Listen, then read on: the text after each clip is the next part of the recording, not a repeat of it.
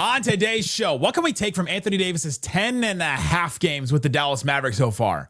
And how will he bounce back from the toll that those games took on him? We'll talk about that and more today. It's Locked On Mavs. I'm going to get a city like back. Dogs, all of us, all five. You are Locked On Mavs. Great, Rusty. Your daily Dallas Mavericks podcast. No one's dying. Part of the Locked On Podcast Network. Still can't leave me alone. Your team every day. Gotta be born with the dog blood. And welcome. You are locked on to the Dallas Mavericks, your team every day. My name is Nick Angstadt, media member covering the Dallas Mavericks for 10 years. Thanks for being an everydayer, making Locked On Mavs your first listen. Today's episode is brought to you by Game Time. Download the Game Time app, create an account, use that code LOCKEDONNBA for $20 off your first purchase. And joining me back on the show from MavsTV, the pre and post game host and the eternal optimist. What you got for me, Dana Larson? I let you, Isaac, slightly handle the show all season long, and look what happens. I never should have left. You left us alone for one season, and this is when you left us. It was a finals team, and now look where we are. What has happened, Nick? Oh my goodness! Time to come back and get this thing back on track. No, it is so good to be here. It is so good to be here. And I have been here alongside with you and the guys all season long because, I'm a huge fan. And I just want to tell you guys what an amazing job you've done all year, because this is a community. And this community has needed it. We have needed an outlet and needed a place to go, to vent, to listen, to work through all our feelings. And you guys have done a great job. And thanks for having me back. It's so fun to be here with you today. Oh, it's always an open invite. I have been told that more times this season. The part about it, like I needed this show this year, like that I needed it more than like, hey, thanks for doing the show, blah blah. I love it. Like, I needed this show. This has been therapy. This has been therapy for many people. Many ways. And so this is going to be one of those shows. We'll go through and we'll talk about Anthony Davis and talk about what can we take from his last 10.5 games with the Mavericks, his first 10.5 games. Does he want to be a number one player? How does he recover from what happened? And can Anthony Davis do anything to earn Mavs fans full acceptance? We'll talk about what does that even mean and what can he do and all that. But let's start here. Anthony Davis has played 10.5 games as a Dallas Maverick. I just want to start with that because it has not been that long. That's an eighth of a season in the NBA. And 2 of the games were play-in games. There was, many times when he was playing with a very injured roster. We all know we were following we were following all of it basically, and following all the injury reports and all that. And like, I'm not a doctor, so I don't know. We don't know what happened to the end of that Maverick season, but Anthony Davis has played with, I think these numbers are very important. I brought them up on a recent show, and I think that it bodes repeating again that will help people. Anthony Davis plays 226 minutes as a Maverick so far. He's played 25 minutes with Kyrie, obviously, in that Rockets game. He's played 41 minutes with Dereck Lively. He's played 33 minutes with Daniel Gafford, 101 minutes with PJ Washington, 115 minutes with Najee Marshall, and 149 minutes with Klay Thompson. That's who he's played with the most this season, was Klay Thompson. It's a drop in a bucket, what we've seen from Anthony Davis. And honestly, Dana, I'm at the point where I'm just going to wash everything we saw on the court last season from Anthony Davis, because he was recovering from an injury. He barely played with everybody. It was such an emotional, crazy time as a team. The players have actually mentioned in exit interviews there was a cloud over their head, and they felt all of this. And so I'm at the point now where I'm like, I'm just going to wash pretty much everything we saw last season and take it and start fresh this next season. Wow. Okay. I did not think you were going to say that, but I can see why you feel that way, because it is like you blink and you've seen, the games that Anthony Davis has been out there with the quote unquote core of what this will look like, hopefully sometime next season. So it is really hard to know. And it has been an unthinkable year, a year like no other, all the words we've used to describe it. So everybody has just been reacting and trying to sort of just get through it, right? But for me, the way to kind of sustain hope, and that, optimism for these next few months. And it's a long time till we get this thing back out there again, is to look at some of the really good moments in those 10 and a half games. Because I do think there were stretches that you can get really excited about, and you can be reminded of what an incredible player Anthony Davis truly is. Like, literally, you could see how easy it is for him to dominate when he wants to. He is a matchup nightmare, and he could turn it on when he felt like he was healthy enough to do that. And I know that's like the key thing we have to keep adding. He could turn it on and just dominate on both ends. When he was all in, and he wanted to be all in, you're getting 26, 16, 7, and 3 blocks, right? That was what the 18 minutes or whatever the crazy was in that Houston game. So for me, I do think it's an incredibly small sample size. I totally give you that. But we saw moments of him, where he was a monster on the defensive end. We saw moments of him where we remember how good he can be offensively, how dominant a player he can be. So I think, to me, I want to take that away. The other thing I want to add to real quick, Nick, is, to me, outside the numbers, what I want to remember and hold on to is that this is a guy that has an incredible legacy already in the game of basketball. Put it in an incredibly difficult position this season. Basically, he does not want to tarnish that resume and that reputation. And I think there were those moments we could see that in him, how badly he wants to make this work, despite it being like, this brutal situation. So I think I'm going to pull those things, just those little threads of great moments, and I'm gonna weave them together all summer long in my head and hold on to what could be coming down the stretch here. Yeah. With some of that, I look at it and go, okay, I expected him to come in and be really good, because I still think he's a top 10 player. We went through the list recently, and you're like, okay, I can't name 10 players better than Anthony Davis in the NBA when it comes to impact on both ends. And I expected some of that from Anthony Davis. And yeah, I can see the vision. And even when Nico Harrison brought up, I pitched to Patrick Dumont the vision of this. And as soon as he saw the vision, that's when he greenlit the trade, basically. I knew the vision from the time that the trade went down, right? Like, you could see what they were trying to do in all this. The thing is, it's still going to have that health caveat, that little asterisk, that star. It's going to be there. And I think that, for me, you can take some of the things like, okay, how are Lively and AD going to fit? But I think I'm not going to take the numbers from last year. I'm not going to take some of the things we saw on the court from last year and say, all right, that's what we can expect this year. And I'm hopeful for more and hopeful for better. I'm hopeful that Anthony Davis looks better when he's got a healthy offseason, that he'll be better next to Lively, who doesn't have an ankle fracture and is recovering from that and all that. And Gafford returning from his injury. Like, it just was all those minutes were just so tarnished to me in a way that, I think I'm doing it more as like, I'm going to take the good and the bad and just wash it. Not that it was all bad necessarily. But yeah, and who knows what this is going to look like? Like, in reality, who knows what group is going to be on the floor come late October next year, So it could be, these things that we're like, oh, how's it going to look with Lively? How's it going to look with, all these different players?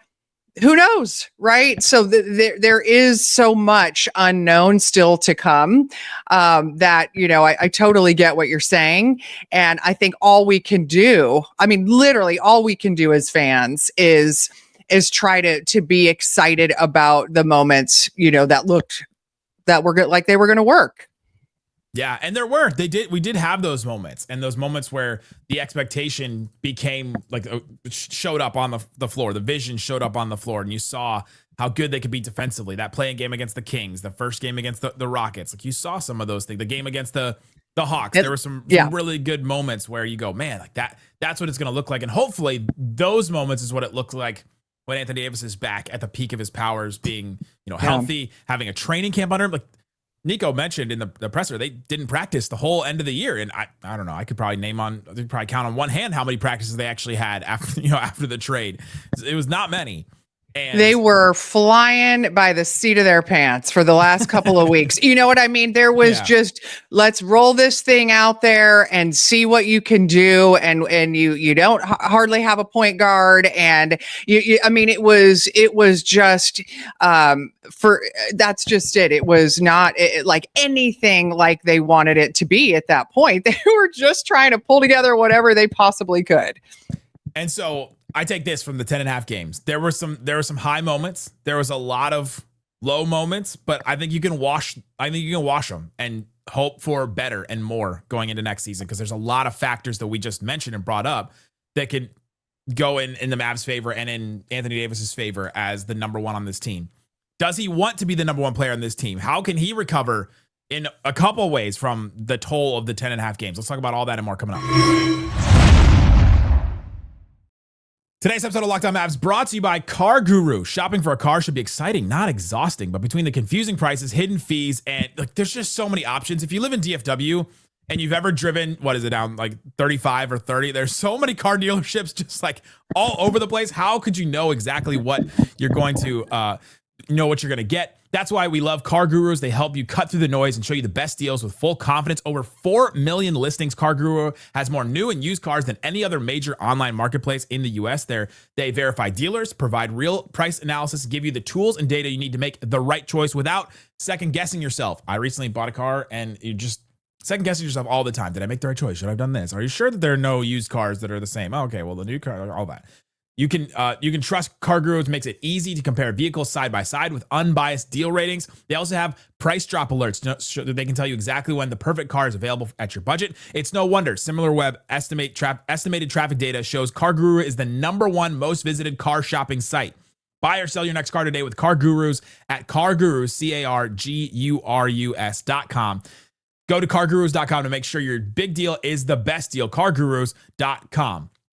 Also brought to you by Wayfair. You know I love Wayfair because there are rooms in my house that I need to upgrade over the summer. Now that I've got time, Mavs aren't playing, so I got extra time to do stuff and to upgrade rooms and things like that. Wayfair has all kinds of stuff. They sent me an email yesterday. I literally opened an email that said 80% off area rugs. That's going to catch my attention, Wayfair. If there's 80% off of something. So there's all kinds of great stuff like that on Wayfair. It's the best kept secret for all things home improvement, from small updates, like you can just change the hardware on a cabinet, to major upgrades like vanities, sinks.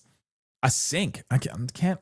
You could buy a sink online and they'll deliver it to your door. I just put that in my head that they will literally deliver you the kitchen sink. Wayfair makes home improvement easy. Get started now at wayfair.com. It's WAYFAIR.com. Wayfair, every style, every home. Shut it down! Let's go home! Thanks for hanging out with us on Locked On Mavs, being part of the show, part of the Raccoon Squad, what we call our listeners. We appreciate each and every one of you for checking out the show. We have the Locked On Mavs text line, 214-643-8637. You'll get Q&As from us. You'll get mentions on any kind of rumor we hear over the summer, any kind of off-season news. We'll be sending our draft profiles, all that kind of stuff over on that. So subscribe to that. It's a great way to help and support the show. All right, Dana. So 10.5 games for Anthony Davis. It's not a lot. Just like it's barely any, a drop in the bucket. Like that. Literally, Anthony Davis had a 10-day contract with the Mavericks, like a 10-game contract with the Mavericks. Oh God, don't put it that way. That's what it seemed like. He's signed for next year. He's guaranteed deals. So you don't have to worry about it. Oh yeah. You brought up something interesting when we were talking about this and planning for this show. Can AD recover from the physical and the emotional toll of the 10.5 games? What do you think that looks like for him this summer?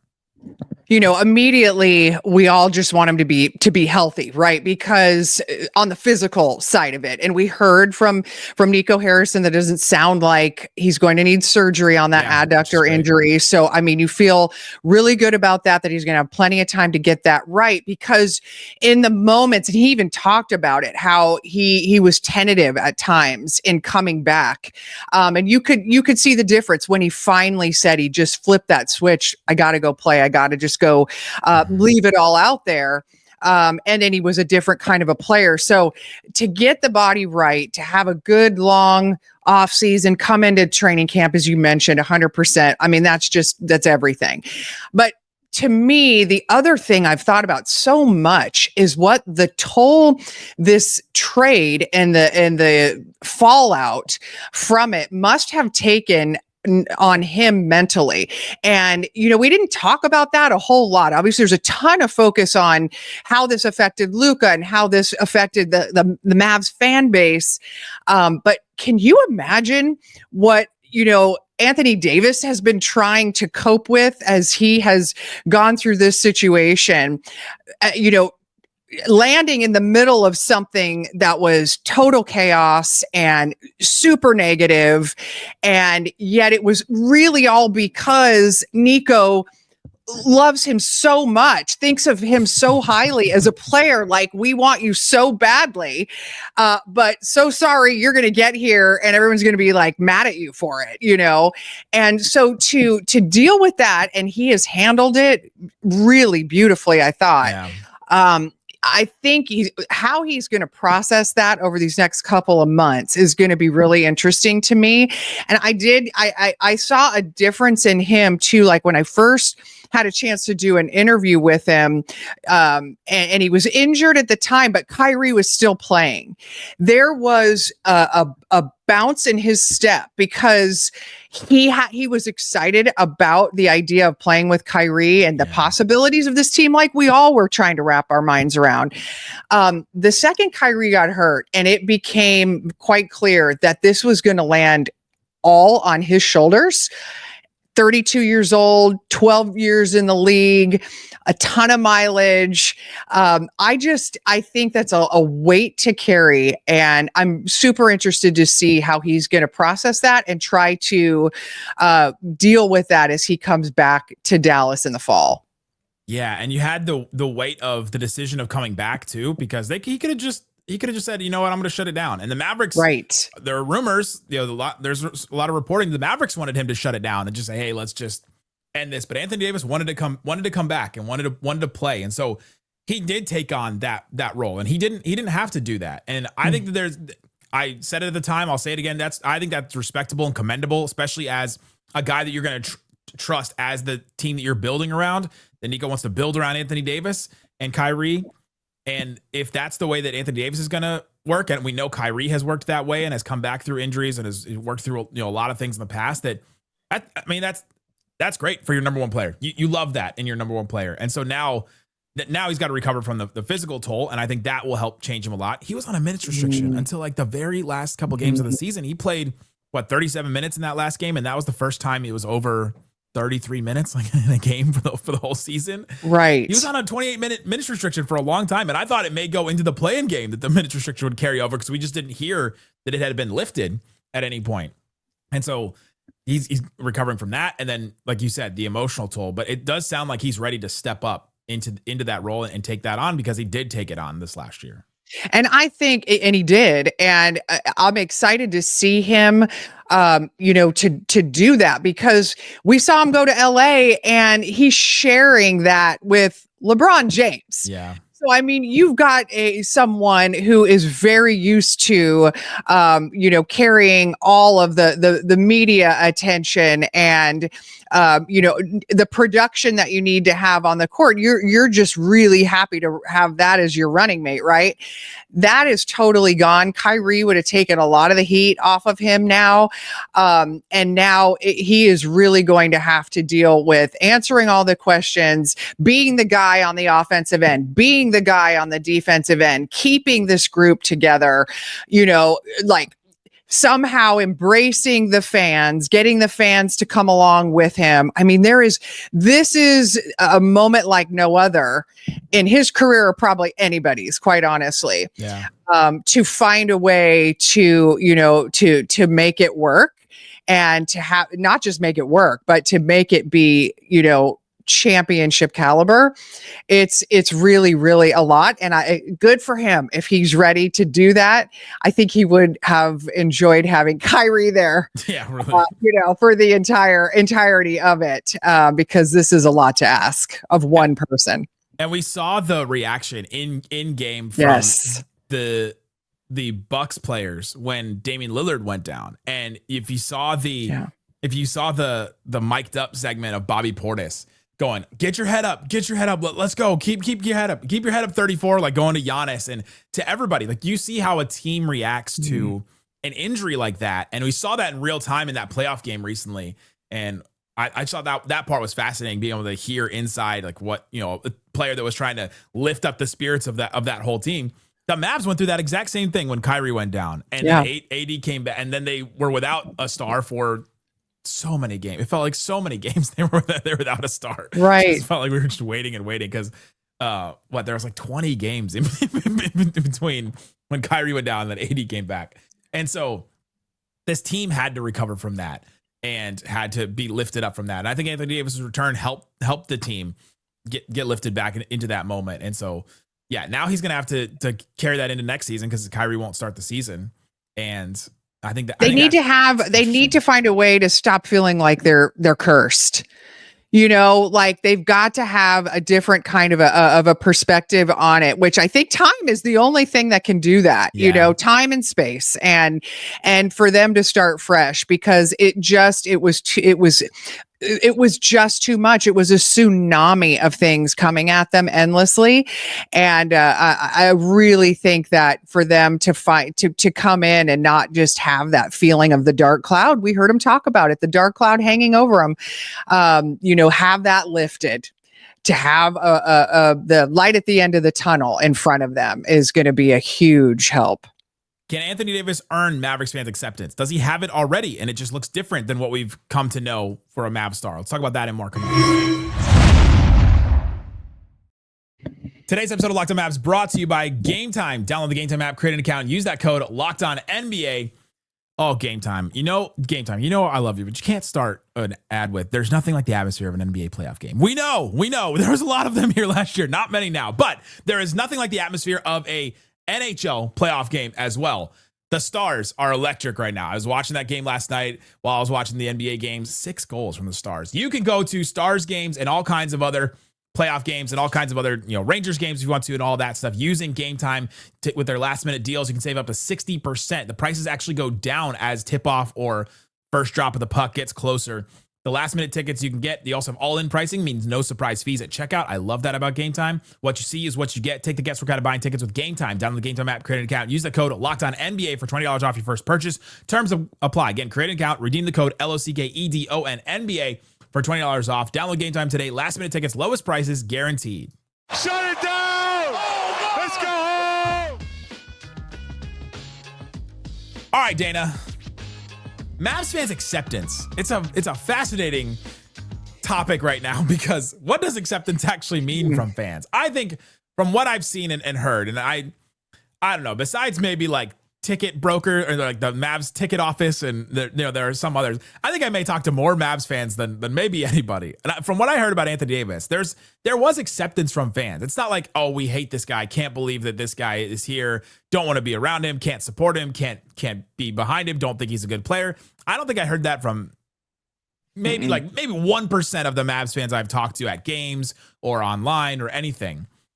The acceptance, though, comes to when do Mavs fans embrace him as the star player and embrace him as, all right, we can put our trust in you as the guy on the court. And there have been some that have embraced it and have yelled at us for not fully embracing it yet. But what do you think fans' acceptance looks like? And do you think he has it, or do you think that that's something that he still needs to earn or grow into or whatever? He did a really good job, sort of putting his best foot forward, I think, at this stage to start to get that, when honestly, it's really unfair to even be saying that he needs to be doing that in this situation. But I think some of his comments at the end of the game, at the end of the season after the Memphis loss, were perfect as far as, what needed to be said for the fans to hear, because I agree with you. I think so many of them are like, it's not you we're mad at, it's, we're happy you're here. Yeah. We hope you're great. We're not, wishing any of those things, but what it's going to take probably is to continue to speak really genuinely like he has been, I think, to be on the floor healthy, that's going to be a big part of it, right? Like to just continue to play like he did. He played through, an injury probably when he wasn't quite ready to come back, and he's trying to prove to them. And he keeps saying, I want to give the city something to be happy about and to root for. So I think he's making a lot of really good steps towards getting that acceptance. And I mean, I think that, eventually, if you're a true Mavs fan and you are missing basketball and there's been the time and the space to take away some of the pain a little bit, people will start coming back if he's playing well and he's been leading a team that's exciting. And we've seen the defensive first players lead teams to championships. I mean, we're watching Kawhi Leonard. He's got 2 titles and he's a former defensive player of the year. Giannis, it has been amazing. Like there is history there that, to follow along and kind of hope that this is the pattern that, eventually will be there for Anthony Davis and the Mavericks. He was put in the situation. This is not something like that he took on, or it's not like a, the first example that comes to my mind is like John Morant when he does some things that may alienate some fans, or when he says I figured out I'd figured out the Thunder or something like that, and you go, man, like he brought this criticism upon himself in those ways. Anthony Davis, like you said, has done everything right for the situation that has been thrust upon him, and I think to earn fans' acceptance is unfair, but it is. I think that is the situation that's been put in front, and I think it's just going to take time. It's going to take time. It's going to take moments. It's going to take, there's a lot of Mavs fans that didn't want to accept Kyrie at first, and the time it took, and then they missed the postseason that year, and then it didn't become better for some of those teams. Wow, look, this is what what happens when you bring in Kyrie. He's a distraction. He's a locker room cancer. Whatever people were saying at the time about Kyrie, and then it took time for people to accept him. They go on a finals run, and that does a lot to get fans to accept players, right? And I'm sure I was not covering the team at this time, but I'm sure there was some fans that didn't accept Dirk at the time and through some of the finals losses and the playoff losses, and they were calling him a soft Euro and all that kind of stuff. It takes time and it takes things to happen. I think they're through the next regular season and then hopefully into the playoffs, there will be moments where I think Anthony Davis earns that back through incredible play like we saw in some of those games in that very small sample size that we've seen from an injured AD. Right. And all I hope too is that we just are able to put a really solid group around him. Like we saw that there are now some deficiencies, obviously, especially with the Kyrie injury.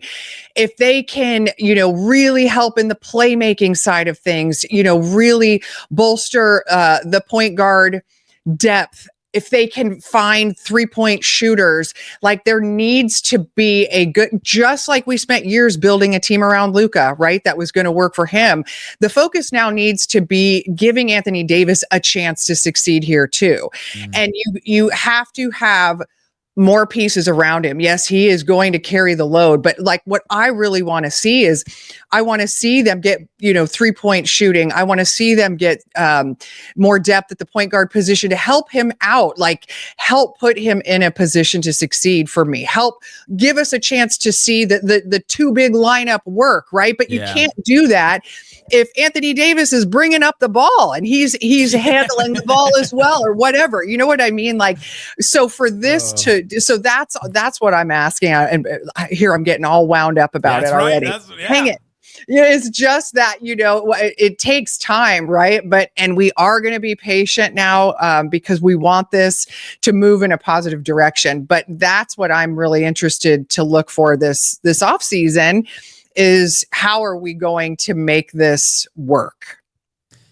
Yeah, the 2 big lineup is a good point too, that he has been asking for that in LA for so many years, literally has mentioned it so many times in post-game interviews, both as a Laker and now as a Maverick, that he's excited to play with those guys. And I'll go back. He's played 41 minutes with Lively. That's not even a full NBA game. Nothing. 33 minutes with Gafford. That's not even, that's barely over a half of NBA basketball that he has not had a chance to really play with those guys. And I think maybe the playing games are not included in those minute totals, but still, it's not been a lot of minutes at all with those guys. And so that's something that I think he'll embrace a lot and grow into more. And I think we haven't even scratched the surface of what that can look like.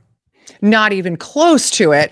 Dereck Lively was not even near healthy enough this year to take that next step we were excited about for his second season. So now we got to hope that that's, on the horizon as well. Like we always hear Jason Kidd say, when you start a season, we're going to look at this at Christmas, and that's when we'll start to really know what we've got.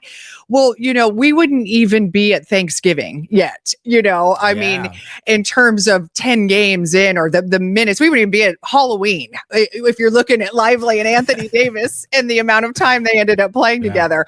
So, I mean, there is so much to be determined now here, and to be able to see what it actually looks like next year. It is. There's reasons to be excited about this team and to be hopeful about this team. There's a lot of work to do, and we'll cover all that work here on Locked On Mavs. We'll have Dana back through the summer. We'll have Slightly back tomorrow. We'll be talking about the Mavs and what they can do, what moves they can make, and all that kind of stuff. So go check out go check out the subtext. Go text the number 214-643-8637. It's another way to support the show and listen to us every day. If you're not subscribed on Spotify or Apple or YouTube, subscribe to those guys. Thanks so much for listening to Locked On Mavs. Thank you. Boom.